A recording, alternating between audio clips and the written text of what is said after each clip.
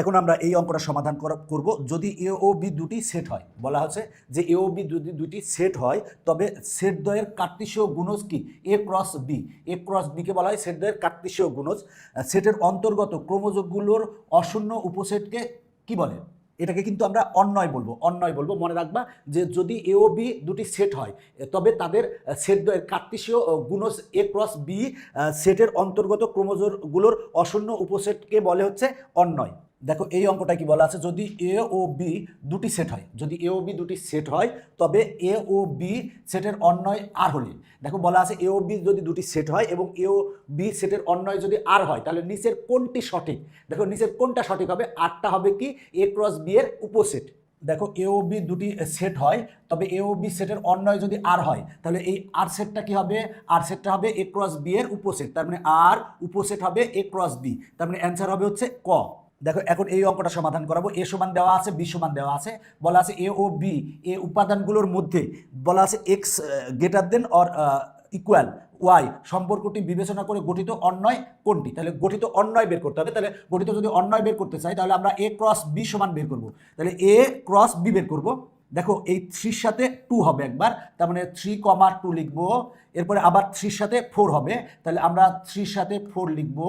আচ্ছা এরপরে কি 4 এর সাথে 2 লিখবো, তাহলে আমার 4 এর সাথে 2 লিখবো।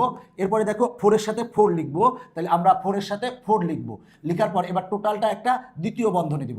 এখন দেখো আমার এ ক্রস বি এর এগুলাই কি অ্যান্সার হবে? এখানে কিন্তু একটা শর্ত দেওয়া আছে। দেখো প্রথমটা হলো এক্স এর মান, পরেরটা হচ্ছে ওয়াই এর মান। বলা আছে এক্স এর মানটা ওয়াই এর সমান হবে বা বড় হবে। তাহলে এক্স এর মান দেখো ওয়াই এর সমান বা বড় নাকি? দেখো এখানে এক্স এর মান 3 ওয়াই এর মান 2, তার মানে কিন্তু এক্স এর মানটা বড় ওয়াই এর মানটা ছোট, তার মানে এটা নিব। এরপরে দেখো এক্স এর মানটা 3 ওয়াই এর মানটা 4, তার মানে এক্স এর মান ওয়াই এর মান কিন্তু বড়, এখানে ওয়াই এর মান কিন্তু বড়, সুতরাং আমরা এটা নেব না। এবার দেখো এক্স এর মান 4 ওয়াই এর মান 2, তার মানে এটা নিব। এক্স এর মান 4 ওয়াই এর মান 2, তাহলে দেখো আমি এখানে একটু ভুল লিখছি, সেটা হলো এখানে 4,4 হবে, এই যে 4,4 হবে। তাহলে দেখো এখানে এক্স এর মান 4 ওয়াই এর মানও 4, তাহলে দেখো এক্স এর মান ওয়াই এর মানের সমান হবে অথবা এক্স এর মান বড় হবে, এখানে কিন্তু সমান, তার মানে এইটাও নিব। তাহলে অ্যান্সার কি হবে? 3,2 4,2 4,4। তাহলে আছে কততে? আছে হচ্ছে আমার, দেখো এটা হচ্ছে আছে হচ্ছে 3,2 4,2, তার মানে ঘতে আছে, তার মানে অ্যান্সার হচ্ছে ঘ। আবারও বলছি আগে আমরা এ ক্রস বি বের করবো, বের করে এই যে এইটা কিন্তু আমার এই শর্ত পূরণ করে না, তার মানে এইটা কিন্তু অ্যান্সারে হবে না, তার মানে বাকি যেগুলো আছে সেগুলো অ্যান্সার হবে। দেখো এই অঙ্কটায় বলা আছে কি কোনটির জন্য নিচের ছকটি সঠিক। তাহলে দেখো আমরা কোনটার জন্য ছকটি সঠিক সেটা দেখবো। এক্স এর মান যদি 0 বসাই, দেখো এখানে তুমি যদি এই সমীকরণে এক্স এর মান 0 বসাও তাহলে 5 × 0 - 1 সমান কিন্তু -1 আসে, তার মানে আমার কিন্তু -1 এসেছে, তার মানে এটা এই সমীকরণের ক্ষেত্রে সঠিক। এক্স এর মান যদি -1 বসাও তাহলে -1 বসাও, তাহলে এক্স এর মান যদি -1 বসাও তাহলে 5 × -1 ইকুয়াল টু হয় -5 - 1 সমান -6 হয়, এখানে কিন্তু -3 আছে, তার মানে এটা অ্যান্সার হবে না। এইটার ক্ষেত্রে দেখি এক্স এর মান যদি -1 বসাও তাহলে এখানে হবে হচ্ছে -4 - 1, তার মানে -5 আসে, তার মানে এইটা হবে না। এইখানে দেখি তো এক্স এর মান যদি -1 বসাও তাহলে -1 বসালে এখানে -3 - 1 সমান -4 হবে, এখানে আছে -3, তার মানে এটাও অ্যান্সার না। তাহলে এখানে যদি এক্স এর মান আমরা -1 বসাই তাহলে দেখো 2 × -1 তাহলে হবে কত? -2 - 1 সমান হবে কত? -3, তার মানে -3 আসছে, তার মানে এটা সঠিক। এই ক্ষেত্রেও সঠিক হবে। এই ক্ষেত্রেও দেখো 0 বসাও এক্স এর মান -1 আসে। এবার এক্স এর মান 2 বসাও তাহলে 2 দুগুণে কত? 4, 4 থেকে একবার দিলে কত হয়? 3 হয়, তার মানে এইটাও কিন্তু সঠিক, এই ক্ষেত্রেও সঠিক। তার মানে আমার কোনটির জন্য ছকটি সঠিক? তার মানে এইটার জন্য কিন্তু আমার ছকটি হচ্ছে সঠিক। দেখো এই অঙ্কটায় বলা আছে যদি কোনো অন্বয়ে একই প্রথম উপাদান বিশিষ্ট একাধিক ক্রোমোজোম না থাকে তাহলে অন্যটিকে কি বলে? অন্যটিকে ফাংশন বলে। দেখো আমার এইটার ক্ষেত্রে আমার এখানেও 1 আছে, এখানেও 1 আছে, তার মানে এটা কিন্তু ফাংশন না। দেখো এখানে বলা আছে যদি কোনো অন্যয়ে, এই একটা অন্যয়ে প্রথম উপাদান বিশিষ্ট একাধিক ক্রোমোজোম না থাকে। দেখো এখানে প্রথম উপাদান, এখানেও 1 আছে, এটাতেও 1 আছে, তার মানে এটা কিন্তু ফাংশন না। এইখানেও প্রথমে -1 আছে, এইখানেও -1 আছে, এটাও কিন্তু ফাংশন না। এখানে দেখো 2 আছে প্রথম উপাদান, এটার প্রথম উপাদান 1 আছে, তার মানে এইটা কিন্তু আমার ফাংশন। প্রথম উপাদানগুলো যদি ভিন্ন ভিন্ন হয় তাহলে সেটাকে আমরা বলবো ফাংশন। সেই কথাই বলেছে প্রথম উপাদান বিশিষ্ট একাধিক ক্রোমোজোম যদি না থাকে তাহলে আমরা কি বলবো? তাকে ফাংশন বলবো। তার মানে এইটা হচ্ছে কিন্তু ফাংশন। আবার এইটাও কিন্তু ফাংশন না, কেন? -3 দুইটা প্রথম উপাদান একই, যদি প্রথম উপাদান একই হয় তাহলে সেটা ফাংশন নয়। দেখো এই অঙ্কটার ক্ষেত্রে বলা আছে নিচের কোন অন্যটি ফাংশন, তার মানে ফাংশন হবে এইটা। কেন ফাংশন হবে? এর প্রথম উপাদানগুলো যদি ভিন্ন ভিন্ন, প্রথম উপাদানগুলো যদি ভিন্ন ভিন্ন হয় তাকে বলবো আমরা ফাংশন। ফাংশন। এরপরে দেখো এই অঙ্কটা বলা আছে নিচের কোন চিত্রটি ফাংশন প্রকাশ করে। দেখো এখানে কিন্তু আমরা পাবো কি 1, দেখো আমি যদি লিখি 1a পাবো, তাহলে 1a পাইলাম 1a। এবার 2a পাবো, তার মানে 2a পাচ্ছি, আবার 2 এর সাথে কিন্তু বিও আছে, তার মানে 2b পাচ্ছি, আর পরে 3c পাচ্ছি, তার মানে 3c পাচ্ছি সি। তো এখানে দেখো 2 কিন্তু দুই জায়গায় আছে, 2 কিন্তু দুই জায়গায় আছে, 2 কিন্তু এ এর সাথেও আছে, বি এর সাথে আছে, মানে এই উপাদান কিন্তু ভিন্ন ভিন্ন না, দুইটা 2 আছে, প্রথম উপাদানগুলো ভিন্ন ভিন্ন হতে হবে, একই উপাদান হওয়া যাবে না, তার মানে এটা কিন্তু ফাংশন না। এবার দেখো এই 1 কিন্তু এর সাথেও আছে, বি এর সাথেও আছে, সুতরাং এটাও ফাংশন না।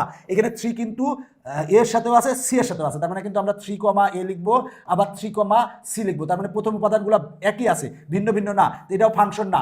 এই ক্ষেত্রে কিন্তু ফাংশন, দেখো 1 এর সাথে এ আছে, এরপর 2 এর সাথে বি আছে, 3 এর সাথে সি আছে, তার মানে এটা কিন্তু ফাংশন।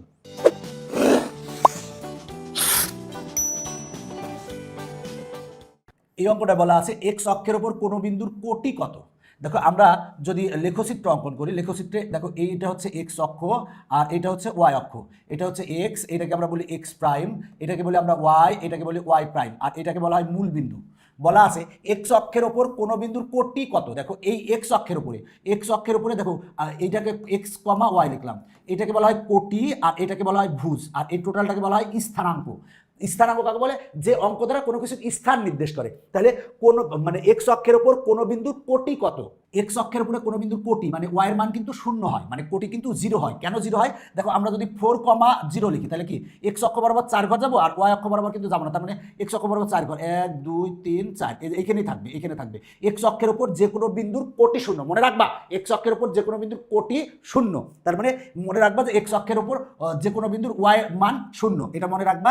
এরপরে বলা আছে ওয়াই অক্ষের উপর কোনো বিন্দুর ভুজ কত। তাহলে ওয়াই অক্ষের উপরে কিন্তু কোনো বিন্দুর কি ভুজ কিন্তু 0। দেখো আমরা যদি 0,4 যাই তাহলে 0 মানে কি এক্স এর মান 0 এখানে থাকবে, এবার 4 মানে উপরে যাবে 4 ঘর, 1 2 3 4, এটা হচ্ছে 0,4, তার মানে 0,4, এটা মনে রাখবা ওয়াই অক্ষের উপরে যে কোনো বিন্দুর ভুজ কি 0 মনে রাখবা। আবার বলছি এক্স অক্ষের উপর যে কোনো বিন্দুর কোটি 0, কোটি মানে ওয়াই এর মান 0, আর ওয়াই অক্ষের উপরে যে কোনো বিন্দুর ভুজ 0 মানে এক্স এর মান 0।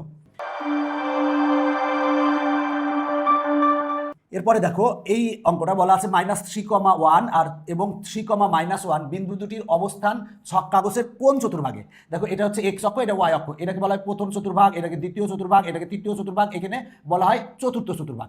এই চতুর্ভাগে সবগুলা কিন্তু প্লাস, মানে এক্স এর মানও প্লাস, ওয়াই এর মানও প্লাস। এই চতুর্ভাগে কিন্তু আমার এক্স এর মান মাইনাস আর ওয়াই এর মান কিন্তু প্লাস, মনে রাখো এই ক্ষেত্রে। আর এই চতুর্ভাগে কিন্তু এক্স এর মানও মাইনাস, ওয়াই এর মানও মাইনাস। এই চতুর্ভাগে কিন্তু এক্স এর মান প্লাস, ওয়াই এর মান কিন্তু মাইনাস, এটা মনে রাখবা তাহলে হবে। তাহলে দেখো এখানে আমার বলা আছে যে এত এবং এত বিন্দু দুটির অবস্থান ছক কাগজের কোন চতুর্ভাগে। তাহলে দেখো এখানে এক্স এর মান -1, দেখো সরি -3 আর 1 মাইনাস, দেখো এখানে এক্স এর মান হচ্ছে মাইনাস আর ওয়াই এর মান হচ্ছে +1 মানে প্লাস, তার মানে মাইনাস প্লাস কিন্তু দ্বিতীয় চতুর্ভাগে অবস্থিত, দ্বিতীয় চতুর্ভাগে মাইনাস প্লাস কিন্তু দ্বিতীয় চতুর্ভাগে অবস্থিত। আর 3,-1 মানে প্লাস, দেখো এক্স এর মান প্লাস, ওয়াই এর মান হচ্ছে -1, তার মানে আমার দেখো এটা কোন চতুর্ভাগে অবস্থিত, এটা কিন্তু আমার চতুর্থ চতুর্ভাগে অবস্থিত, মানে এই বিন্দুটা হচ্ছে দ্বিতীয় চতুর্ভাগে অবস্থিত, এই বিন্দুটা হচ্ছে চতুর্থ চতুর্ভাগে অবস্থিত। তাহলে দ্বিতীয় ও চতুর্থ চতুর্ভাগ, তার মানে খ অ্যান্সার। এটা আমি আরেকটু ভালোভাবে বোঝাতে চাই, যদি আমরা একেবারে ছক কাগজে বসাই তাহলে কি হবে। দেখো -3,1 এক্স এর মান যদি দেখো মাইনাস হয় তাহলে আমরা কিন্তু এদিকে আসবো, তাহলে মাইনাস কয় ঘর আসবো, 3 ঘর আসবো, 1 2 3, 3 ঘর আসলাম, আর উপরে 1, এই যে উপরে ওয়াই এর মান যেহেতু +1 তার মানে উপরের দিকে উঠবে, তার মানে আমরা এইখানে পেলাম, তাহলে পাইলাম কত -3,1। এটা কোন চতুর্ভাগে, দ্বিতীয় চতুর্ভাগে।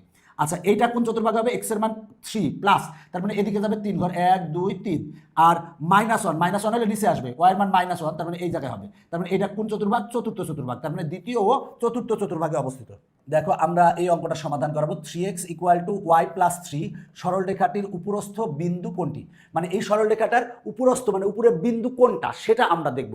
তবে যে ব্যাপারটা সহজ কথা যে এই দুইটা বিন্দু দেখো, প্রথমটা হলো এক্স এর মান, পরেরটা ওয়াই এর মান, এই এক্স এর মান আর ওয়াই এর মান এই বাম পক্ষে আর ডান পক্ষে বসাবো, বসিয়ে দেখবো যে দুইটা পক্ষ সমান আসছে নাকি। থাকলে যদি সমান আসে তাহলে বলবো যে সেই বিন্দুটা এই সরলরেখার উপর অবস্থিত একটা বিন্দু। মানে আমরা মূলত দেখবো যে কোন বিন্দু দ্বারা এই সমীকরণটি সিদ্ধ হয়। সিদ্ধ মানে কি, এক্স এর মান 0, ওয়াই এর মান -1, বাম পক্ষ এবং ডান পক্ষ বসাবো, বসাই দেখবো যে দুই পক্ষ সমান আসে নাকি। তাহলে এক্স এর মান 0 বসাও, তাহলে 3 × 0, আর ওয়াই এর মান -1 বসাও, -1 + 3, তাহলে দেখো এই পাশে 0 আসে, এই পাশে কিন্তু 2 আসে, তার মানে কিন্তু এইটা অ্যান্সার না।